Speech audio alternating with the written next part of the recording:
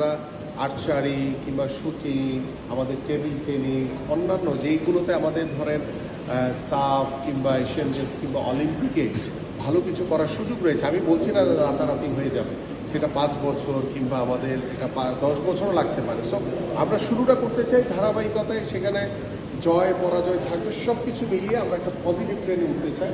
সেই পজিটিভ ট্রেনের মাধ্যমে ইনশাল্লাহ আমাদের স্পোর্টসের মাধ্যমে শুধু যে খেলোয়াড় বের করে আনবো বিষয়টা সেটা না, আমরা আমাদের সামাজিক যে নৈতিক যে অবক্ষয়গুলো রয়েছে সেখান থেকে আমি আশা করি যে আমাদের স্পোর্টসের মাধ্যমে সেই অবক্ষয়গুলো দূর হবে।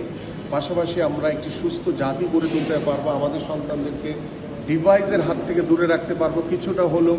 এবং সর্বোপরি আপনারা সবাই জানেন যে আমাদের আসলে দীর্ঘ 17 বছর ধরে দেখেছি যে মাদকের করাল গ্রাসে আমাদের যুব সমাজ যেভাবে ধ্বংসের পথে চলে গেছে। আমরা আশা করি যে খেলার মাঠে যদি কোনো যুবক কিংবা যুব নারীরা মাঠে আসে তাহলে তারা সেই মাদক থেকে ডেফিনেটলি দূরে থাকবে ইনশাআল্লাহ।